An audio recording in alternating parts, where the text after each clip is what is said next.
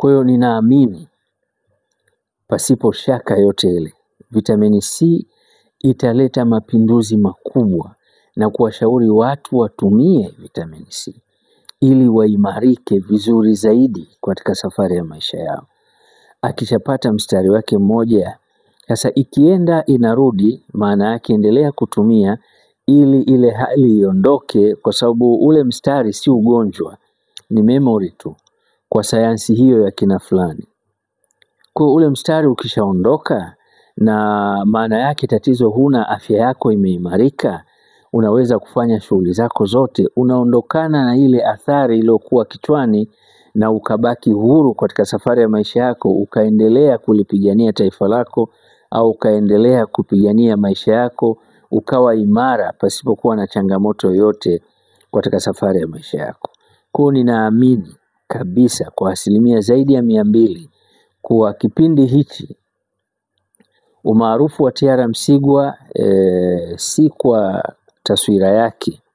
Umaarufu wa T.R. Msigwa kwa kazi anayoifanya kuhakikisha ndugu zake waliokuwa ndani ya Tanzania, Kenya, Uganda, Rwanda, Burundi, Kongo, afya zao zikiwa imara zaidi na kuondokana na madhara ya karanga. Na nitaonesha namna gani vitamini C tu, acha mengine, mtu aliyopata madhara ya kutumia karanga ameimarika kwa kiwango gani, na ile shida yote ikaondoka.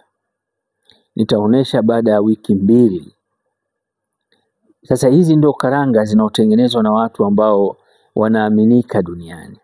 Sasa karanga zitaotengenezwa na Mzaramo zitakuwa na madhara ya kiwango gani? Na lazima mkumbuke hii ilishatokea kuwa na madhara kipindi cha nyuma, na hatimaye akasimamishwa, lakini kapata nafasi tena. Tutajua kama amejifunza vyema au vipi, lakini kwangu mimi ni faraja kubwa, kwa sababu ni mwanafunzi ambaye bado mchanga mno katika masuala haya. Najua ana pesa nyingi sana, ana uwezo mkubwa kimaarufu kutokana na mifumo ya chama chake, lakini taaluma yake kwenye afya za binadamu kuhusu swala la damu, kwa maana ya virusi, kansa na kadhalika, ni mchanga mno. Na nimalize kwa kumshukuru Mungu kwa kusema neno moja: cheti ni safari ya taaluma. Cheti hakithibitishi ukomavu wa akili yako. Cheti kinathibitisha safari yako ya taaluma. Afrika inapoteza mwelekeo kwa kuamini karatasi aliyokuwa nayo mtu. Ndio maana kukosefu wa maarifa unafanya Afrika kuendelea kuwa na dimbu ya walalamikaji wengi, kuwa na dimbu ya matatizo yasioisha, nenda rudi. Umekuwa kama wanasiasa wa Tanzania. Ni kwa sababu ya kukosa maarifa.